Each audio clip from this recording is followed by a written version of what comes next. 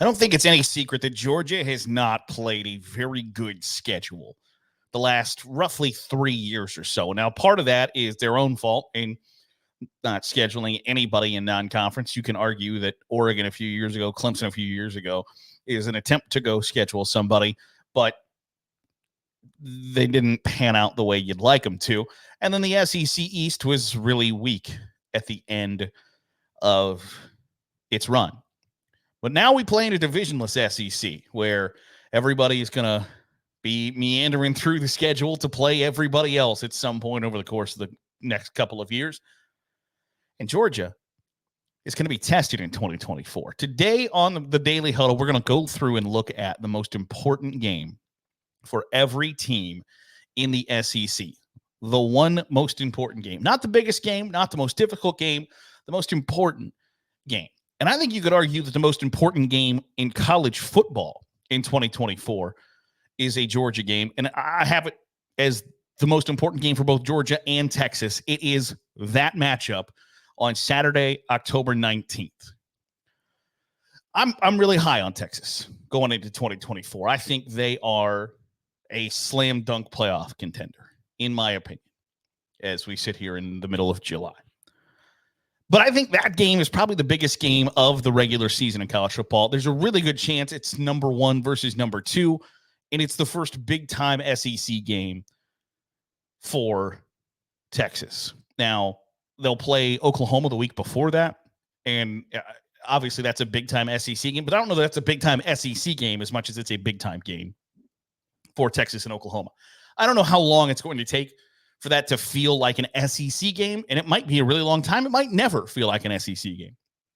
But the first big-time SEC game Texas has is at home against Georgia. The criticism that Georgia's played a bad schedule the last 3 years won't hold up in 2024 because they're going to have some games. They're going to be battle-tested, and they'll be a little battle-tested by the time they get to Texas. Texas will have already played 2 big games. They're going to the Big House in Michigan, and they're playing Oklahoma the week before they play Georgia. So they'll have a really good idea of who they are, where they are, what they need to work on. But I think this is one of those games that decides who is the number 1 overall seed in the college football playoff heading into conference championship weekend. The winner is going to be really difficult to beat. And it's going to be really difficult to persuade anybody that they deserve to be the number 1 overall seed. So that is a big-time game to me. Georgia at Texas. So it's the biggest game of the year I have for Georgia, and it's the biggest game of the year I have for Texas. I think the SEC breaks down really nicely in 2024 going into the season of there are teams who are college football playoff contenders. There are teams that are 100% bowl eligible. There are teams that are going to fight for bowl eligibility, and then there are the others. So we're going to start today with the college football playoff contenders. Obviously, I think Georgia and Texas are college football playoff contenders. I know people are down on Alabama. I will not count Kalen DeBoer out until I see him fail. I forget what the stat, like in the last 112 games Kalen DeBoer has served as a head coach, he's won 106 of them. And I know that, and if I can just, there are SEC self-importance, right? 7 of the 16 coaches in the SEC came to that conference after being an assistant at another SEC school. Kalen DeBoer does not fit that mold. His most southern coaching roles have been at Indiana, okay? Which you can argue if you've been to Indiana, it's basically the southernmost northern state there is, or the northernmost southern state that there is, but that's neither here nor there. I'll believe Kalen DeBoer is a failure at Alabama when it happens and not a second before. Alabama's still going to be pretty good in 2024. Now, they have as difficult of a road schedule as anybody in America. They play at Wisconsin, at Tennessee, at LSU, and at Oklahoma. Those are 4 places you don't want to go, and Alabama does all 4 of them this year. I picked their game at Oklahoma as the most important one. It's the Saturday before the Iron Bowl. It's their last road game of the year. They will, as I mentioned, they play at Wisconsin, they play at Tennessee, at LSU, and they play at Georgia. They play Georgia at home. they're going to have plenty of opportunities to impress the College Football Playoff Selection Committee. But if you look at those 4 games that I think are the big road games, I feel like right now the most winnable is at Oklahoma. And that is making sure you've got your eye on the prize before you play Auburn in the Iron Bowl.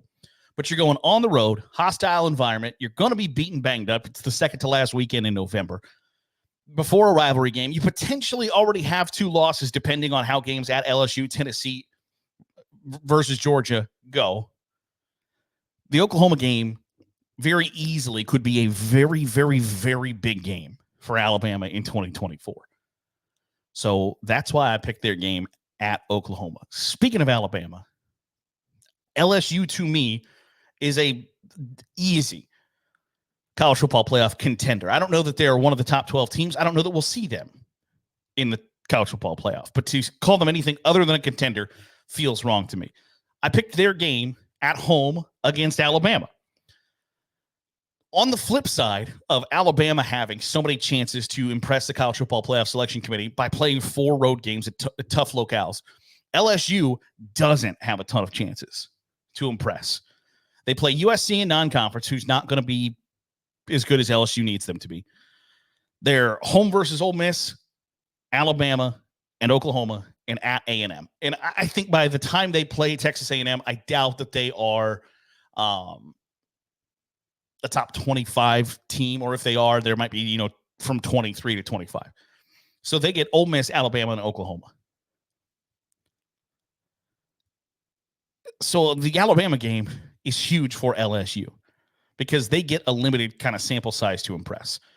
Now, I don't think this is likely, but if things don't go well in the first year at Alabama for Kalen DeBoer, a win by LSU in that game could end the playoff hopes of Alabama. And I think LSU fans would relish that opportunity. But when you look at, and I don't 100% know how I feel about Ole Miss just quite yet, but that is also a tweener game where it could go either way really easily.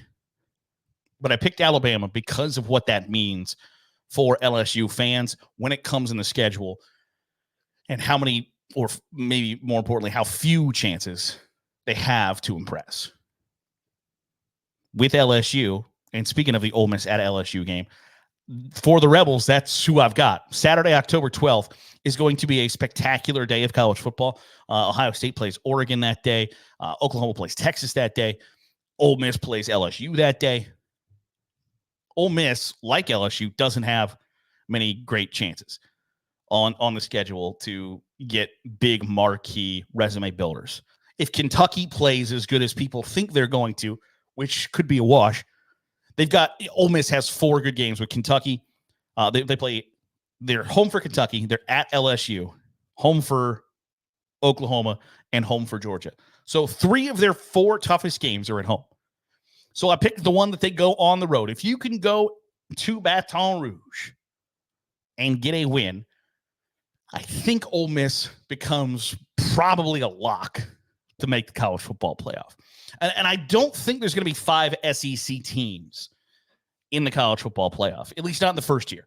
Maybe eventually, but not now. I think this is one of those games that's going to decide which of Ole Miss and LSU makes college football playoff and who doesn't. And just a quick sidebar, games like this one are why I love the expanded college football playoff, because it is going to have massive implications on who does and who does not get a chance to hoist the gold trophy at the end of the year. And in a 14 playoff, it's just another game on a good day of Saturday action. But in an expanded college football playoff, Ole Miss and LSU now becomes huge. Massive, massive, massive. Because on October 12th, neither one of those teams is going to be in the top 8, I don't think. Unless just the wheels fall off for a couple of programs. So, on a normal 14 playoff, number 9 Ole Miss playing number 12 LSU is just like, oh, yeah, that's a big one. But when you start looking at you got to be two of you need to be in the top 11 to make this work. And really, two of you need to be in the top 9 to make this, for both of you to make the college football playoff. It's a big, big deal.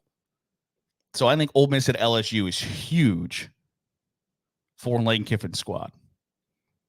I think Missouri is in that same kind of category that I've talked about before with Miami. I don't know that Miami is good enough to be in the college football playoff conversation, but their schedule is not good enough that you can't avoid the fact that there's a possibility that Miami goes 10-2 or 11-1 or 12-0. Missouri got a great schedule in the first year of the new SEC. They have 3 real kind of challenges. They play, and 2 of them are on the road, at A&M, at Alabama, and versus Oklahoma. And they have a bad non-conference schedule. They play Murray State, Buffalo, Boston College, and at UMass. How the hell Missouri is at UMass, I'll never know. But they have a bad schedule. Coming off a New Year's 6 bowl win over Ohio State, expectations are going to be high for the Tigers. I picked their game on Saturday, November 9th against Oklahoma at home as the biggest game for them. I think you could probably argue that it's either Oklahoma or A&M. But in a schedule that has 3 real difficult games, at A&M, at Alabama versus Oklahoma, if you can go 2-1 in that stretch, I think you're on the verge of playing in the SEC championship game or being on the verge of a playoff spot, because it's likely that that's the only loss you've got. So Mizzou is staring 10 wins in the face, even if they stub their toe once. If they lose to Alabama, which I don't think anybody would be shocked that Mizzou lost to Alabama. If you go 1-1 versus at A&M and home versus Oklahoma, you're 10-2. And an SEC school going 10-2 is going to be ranked in the top 12, 14 at the absolute worst. Mizzou is a playoff contender unless they stub their toe really, really hard somewhere along the way. But that's why we play the games. So those, to me, are the college football playoff contenders: Missouri, Ole Miss, LSU, Alabama, Texas, and Georgia. What he says, that's 6 schools. I think 4 of them probably make the college football playoff. So the invitational between LSU, Alabama, Ole Miss, Missouri, it's going to be worked out, but I think 4 of them get in the college football playoff. Now, the bowl eligibility fighters, I think the top 3 teams in this tier, to me, are solid bowl teams. I have Oklahoma in the bowl eligibility fighters. Oklahoma, to me, is not a college football playoff contender in 2024. They might be better than I think they are, but when you look at their schedule, there are 6 easy wins for Oklahoma. It's the games against Tennessee and Auburn and Texas that decide whether or not you're a 9-win team or you're a 6-win team. So I picked their game against Texas in the Red River rivalry on Saturday, October 12th, because really, at worst case scenario, OU is 4-1 going into that game. And their season gets dramatically tougher once they play Texas, because from there on out, they play at Ole Miss, at Mizzou, at LSU versus Alabama. Oklahoma's going to have big-time games on their schedule. And I think of those 4, I would pick them to go 0-4 in the at Ole Miss, at Mizzou, at LSU versus Alabama. So I picked the Red River rivalry against Texas, because if you can tack on an extra loss to your rival that can keep them from maybe getting a first-round bye in the college football playoff, that's a big deal. Plus, if you beat Texas, there's no way you don't go to a bowl game, because they've got 6 easy wins already. And even if you stub your toe somewhere along the lines, you beat Texas, that's still 6. And if you can beat Texas at a neutral site in Dallas, I think you have to feel pretty good about your games then against Tennessee, against Auburn, maybe at Mizzou, maybe at Ole Miss even. Oklahoma, there's not a path if they don't win 6 games. Is there a path that they win 10? I don't know that I see that either, but they're absolutely, there's no way they don't play in a bowl But big time game against Texas that they have pulled out in recent years could go a long way in making sure that they play in a really, really, really good bowl game rather than a bad one. Tennessee, to me, is in that same tier. Is Tennessee one of the 16 to 18 best teams in the country? Probably. But they play North Carolina State in Charlotte in the second weekend of the season. And it's one of the lone non-conference games that I have on my list, which one tells you a little bit about the SEC non-conference schedules. But NC State thinks they can win the ACC. And you're playing at a neutral site. This game kind of sets the tone for the season, because if Tennessee gets a win versus a team that's a top 18 team in the country, you kind of know what you are. But if you lose, that heightens games against Oklahoma versus Alabama versus Kentucky at Georgia when you're still left on the schedule. So when the SEC is going to be as difficult as it is in 2024, you can't afford to lose a non-conference game against a team, even if NC State thinks that they are a title contender in the ACC. Can't afford to do it for Tennessee, because then that's how you turn a 9-3 season into a 7-5 season, or that's how you turn an 8-4 season into a 6-6 season. Tennessee doesn't want that. Tennessee is going to make a bowl game. No question about it. Doesn't have to worry about it.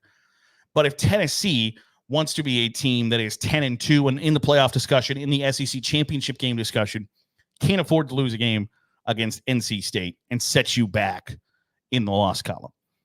Because it's going to be kind of about keeping pace rather than setting the pace for Tennessee in 2024. And then the top half of this section to me is Texas A&M. The last team is Texas A&M. Their game at Mizzou, the first weekend in October, is a big one. It's an early season SEC game, and I think A&M probably wins 8 games in their first year under Mike Elko, but Mizzou's trying to win 10 or 11. So if he can swipe one away from the Tigers, I think that goes a long way in Mike Elko's first year, and it comes at home. You could probably argue that A&M's biggest game is the season opener against Notre Dame, but I think you can survive a loss to a team that people are predicting to make the college football playoff. But if you can swipe a game from somebody who might be on those fringes, that's a big deal too. And then there are 2 teams that are, I think, going to be 6-6 or at least 6-6 and be in bowl games. I have Auburn. I'd peg Auburn to go 6-6 right now. They have a 4-game stretch where they play Oklahoma at home, at Georgia, at Mizzou, at Kentucky. That's not great. And if you can sneak a win over somebody in that stretch that you're not supposed to or not expected to, which might be a tall task, because I think you're probably losing to A&M. You're probably losing to Alabama. So it's either, to me, Oklahoma or Kentucky. So I picked their game the last Saturday in October at Kentucky. That cements your 6-6 record, but you need to get one probably against somebody that you might not be expected to. And speaking of Kentucky, to me, I think their game against Florida on Saturday, October 19th, Kentucky is going to have a chance to prove that they're really good.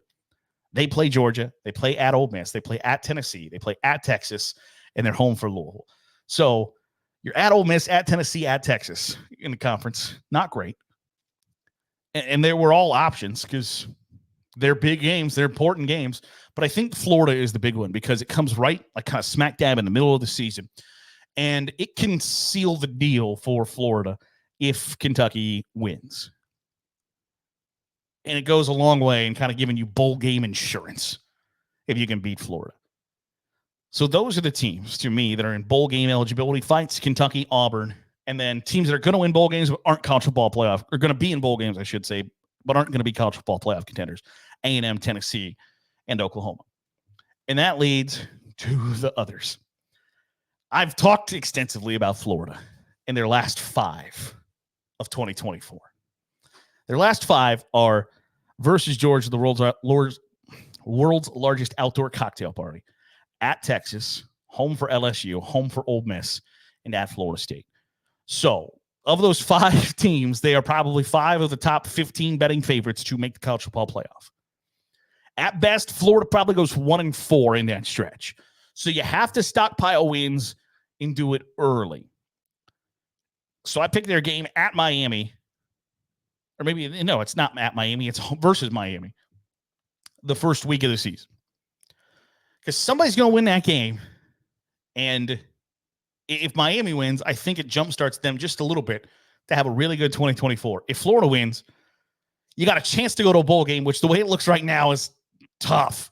Because I think Florida is going to be improved and they're going to be better in 2024. But when you look at the results, it's not going to bear out, and it's not due to their own volition. It's due to they got a raw deal from the schedule maker. So their players aren't dumb. They know what's coming. They know they can look at that stretch, and really that stretch starts with the 5-game stretch to end the season is difficult, but the 2 games that precede that stretch are at Tennessee and versus Kentucky. So you're playing 7 teams in a row who are ranked in the top 25 to start the season. Not great, but that challenge becomes a little easier if you can go into a game at 4-1 after you get a season opening win over Miami than if you start season 3-2. If you start season 3-2, you got no real hope for a bowl game. If you lose to Miami, there's a very, very, very good chance Florida does not go to a bowl game. And it sucks to say, the season hinges on one game, but your prospects of playing after December are shot if you don't beat Miami in week 1. And that stinks, but it's the truth. And then there are 4 kind of not going to be great. Arkansas picked their game at Auburn. There are not many chances for Arkansas to get wins. I would predict them at best to go 4-8. But your fortunes can change with a win over Auburn, which is the first SEC game of the year in late September, before you get a 3-game stretch of Texas A&M, Tennessee, LSU. So getting a win over Auburn would go a long way. I don't think it looks good for Arkansas. I don't think it looks good for Sam Pittman. I like the guy. I love the idea of embrace the hog, because there are so many inappropriate, but then also appropriate memes you can make with it. It's hilarious, but it ain't happening in 2024.